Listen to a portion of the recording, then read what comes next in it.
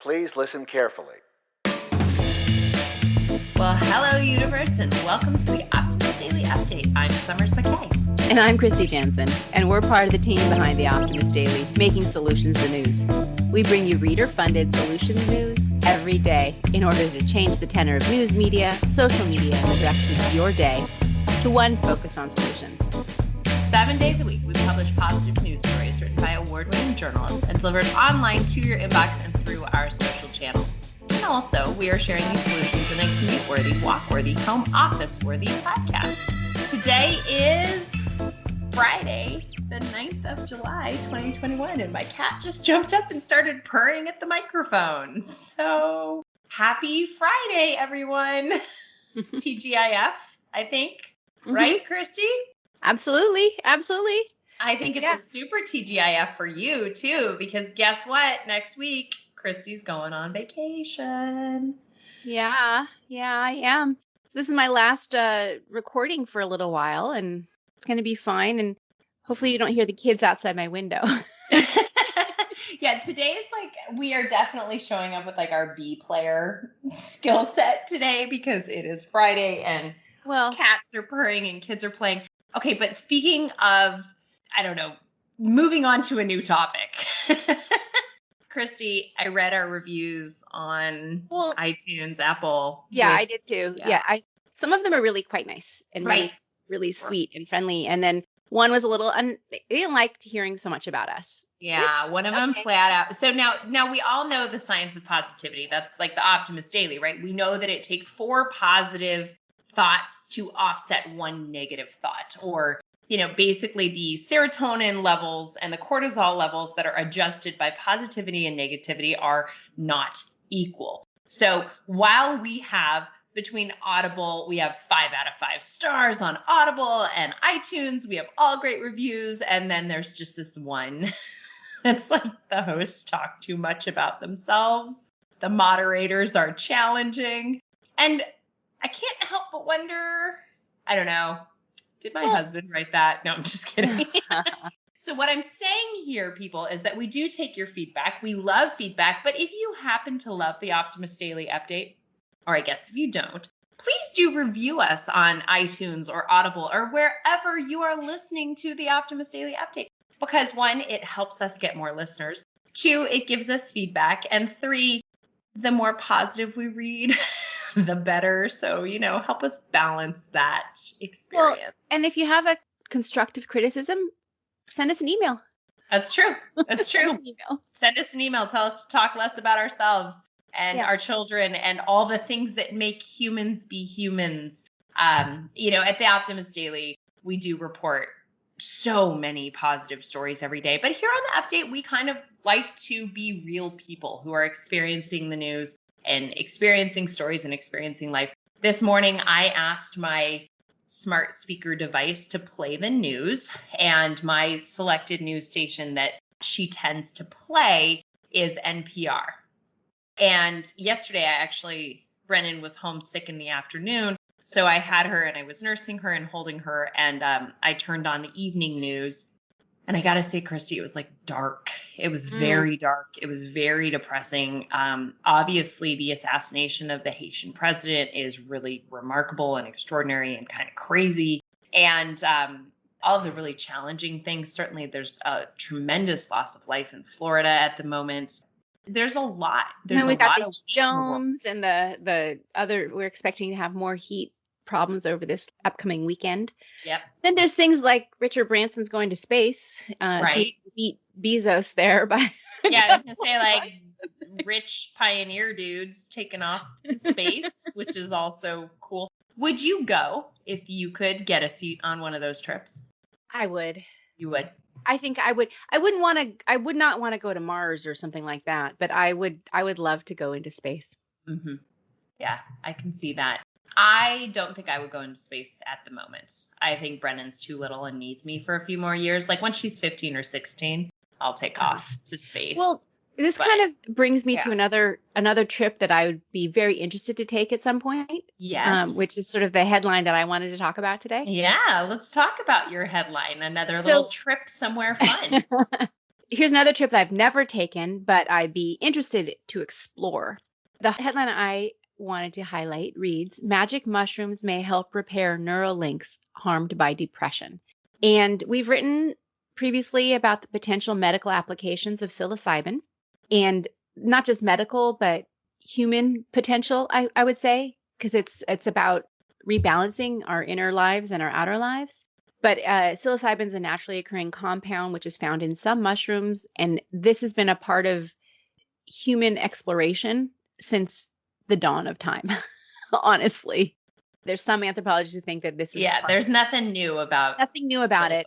But research into these kinds of psychoactive substances has been strongly curtailed in the last 40 years because it's a little bit destabilizing for the medical industry, I think. I don't know. And also there's some fears about using these kinds of medications or drugs in an unhelpful way. So we have laws against it. Right. But now it's not regulated, and therefore there's laws against it. And, it has been curtailed, but it probably shouldn't be, right? It probably shouldn't be. And actually, they're starting to open that up because there's overwhelming evidence for the beneficial aspects in the right setting and in the right quantities for very usefulness of psilocybin and other psychoactive medications. Last year, we shared a study from Yale Medical School that showed promising results regarding the effect of magic mushrooms on migraines. There's been very positive studies coming out of Johns Hopkins in relation to PTSD and other kinds of mood disorders. But now there's a new study coming out of the Yale School of Medicine showing new evidence about psilocybin's impressive potential to produce an immediate and long-lasting increase in connections between neurons in mice. So this study has been done in mice, but it definitely has been shown when you look at brain scans of people who are experiencing or using psilocybin, the activity in the brain increased exponentially compared to somebody who's not using that psychedelic drug. Mm-hmm. And so treatment for depression has been a huge potential for this. It's not just it's not a depression drug that you have to take all the time. It's long lasting. A single or a couple different sessions can really make a huge difference is what they're finding. So I just think it's very hopeful and interesting, and it's a contentious conversation. But for example, I think 3 days ago, Deepak Chopra was talking about his experiences using LSD and how that really opened his mind to new possibilities. And he is an emissary for the Optimist Daily. And so we do follow him. And he's an interesting thinker. A lot of people have used LSD or other psychoactive substances to really explore and open themselves up to the possibilities in the world. So I think this is an interesting solution, and I'm going to be following it. I'm very fascinated by it. I think the use of microdosing or psilocybins or, all sorts of altering, we have all of the SSRIs and all of the sort of big pharma produced options. And I think that it's really interesting to have some that might be for, that just might serve a different purpose for people. Right. And I'm very fascinated by it. I think that there's a lot of really important and reputable people who are talking about the value of psilocybin. And certainly there's like the ayahuasca movement and different ways that people are getting into a neurological adjustment that can really open things up and help us get through some of these deeper challenges we face. And a lot of what it does, I think, is drop the defenses against seeing the world in a new way. Yeah. Which can lead to insights that are impossible for many people to achieve in the absence of that kind of assistance. Yep. So it's not about getting stoned or getting high. It's more about a journey of self-discovery. And healing. And so that's what I find exciting about these new studies. I was recently asked to contribute to an online article about tips for success and successful people. And a big part of what I believe is that idea of getting quiet and getting into your own headspace and measuring success based on your metrics, not someone else's, right? The notion of having it all is really challenging because it also requires that you do it all. And so my recommendation was, go for a hike, go for a walk, get a meditation app. But I wish I could resubmit and try some psychedelic drugs like psilocybin, because it just might work for you. Not that I have had the opportunity to, but I would certainly be open to it. Certainly, Kristy, you and I both have dealt with depression throughout our entire lives. And I like this as a potential tool. Speaking of ways that I feel better about my life and world, so there's also something that happens to the brain when you scuba dive. Did you know that? Other than having to use oxygen. Personal experience. Yeah. I know that there's something mystical about being under the sea. Scuba diving and floating and observing. I love that. So I guess exactly. There's also a neurological change that happens in people when they are underwater, when they are scuba diving. One, it is the highly concentrated oxygen source, plus the fact that they are suspended, and so there's that weight suspension thing. So it's actually really good for depression and for brains. When I was healing from my own brain injury, going to scuba dive helped me remap certain areas of my brain and find language in a more efficient way again. So I love being under the ocean. And then I also love gardening. So it's like this story was made for me. The headline reads, "World's First Underwater Farm is growing fruits and veggies once again." Floating farms are already an indication of agriculture, in the future. Underwater farms are just getting started. Underwater farms, you say? Well, yes, indeed. With that said, the prospects to increase food security across the world look promising. The first underwater farm started producing fruits and vegetables after a long break. The garden, which is called Nemo's Garden, has begun yielding produce after a year-long pandemic pause. It's basically 6 mini underwater greenhouses off the coast of Noli, Italy, using solar energy and desalinated seawater to produce various herbs, lettuce, and strawberries 8 meters down. Wow. It's pretty cool.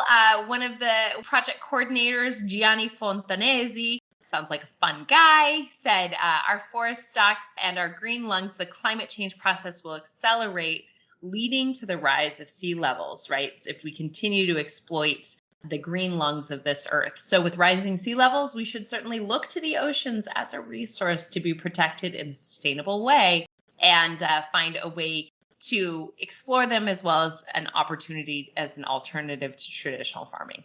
It's pretty exciting. The sea naturally provides an ideal temp for plant growth.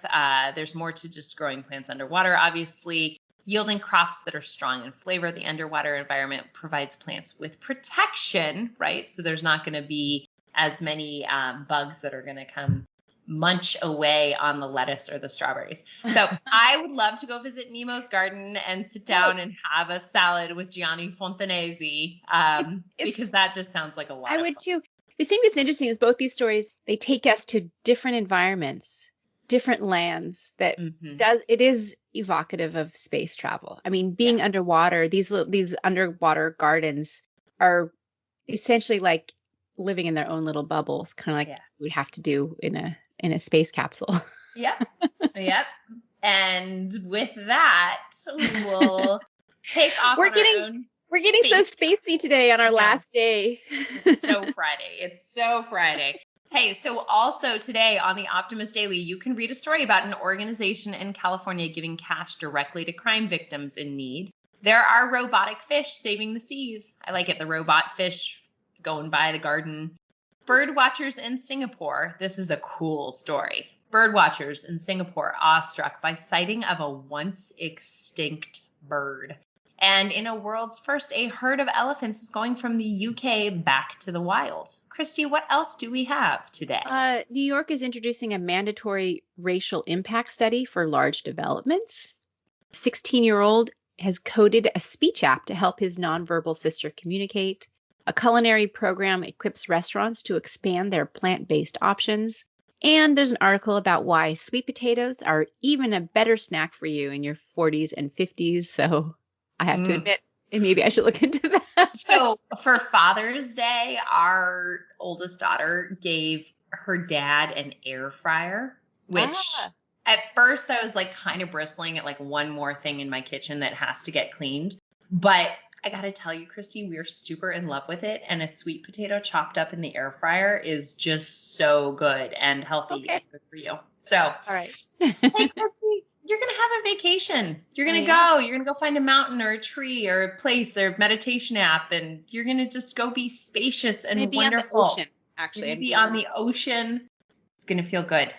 I'm very excited for you. I hope you have a wonderful vacation. Hey, everybody who is used to hearing us, we will miss you next week. The following week when I am on vacation, we're going to do a best of. So it's going to be 2 whole weeks where you're going to have something a little bit different.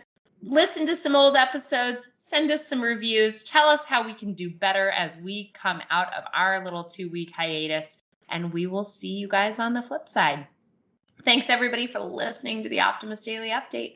We promise to continue to share positive solution-based stories with ideas on how you can participate in the changing world and ensure it is changed for the good.